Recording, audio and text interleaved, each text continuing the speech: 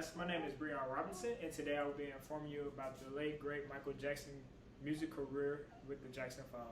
Michael Jackson was born in Gary, Indiana on August 29, 1958. His parents were Joseph and Catherine Jackson. He was the eighth of 10 children. In 1964, Michael and Marlon Jackson both joined the Jackson Brothers, which consisted of Tito, Jermaine, and Jackie as backup musicians. It wasn't until later that year that Michael would become a lead vocalist alongside Jermaine Jackson. Ultimately changing their name to the Jackson 5, they would then go on in 1965 and win a talent show that would gain them more notoriety.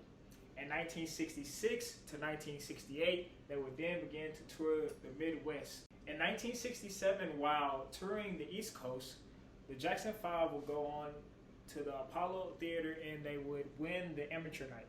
In 1968, Jackson 5 would then go on to record several songs for a small record label called Steeltown Records, which is located in Gary, Indiana, their hometown.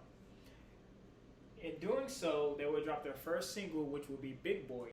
After doing this, they would then go on to open for Bobby Taylor and the Vancouvers one night, which then Bobby Taylor would introduce the Jackson 5 to Motown Records. Once the Jackson 5 officially signed to Motown in 1968, they would then go on in 1969 to drop their first album, which was Diana Ross Presents the Jackson 5, immediately giving us two hits right out the gate. Who's Loving You and I Want You Back. The following year, they would then follow up their success from the first album with their second album, ABC, giving us two more hits, ABC and The Love You Say. In 1970, the Jackson 5 would then give us their third album called The Third Album, which gave us the hit I'll Be There. The Jacksons would then go on to drop more albums from the span of 1971 to 1975. But during that time, Michael Jackson would embark on his solo career, dropping the albums Got to Be There in 72, Ben in 72, Music and Me in 73, and Forever Michael in 75. After releasing their albums in 75, they would then go on to have a contract dispute with Motown Records because they wasn't getting enough creative freedom.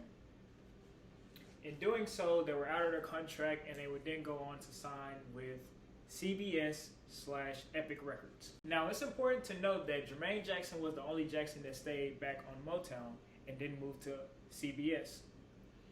They also had to change their name from the Jackson 5 to the Jacksons due to contract.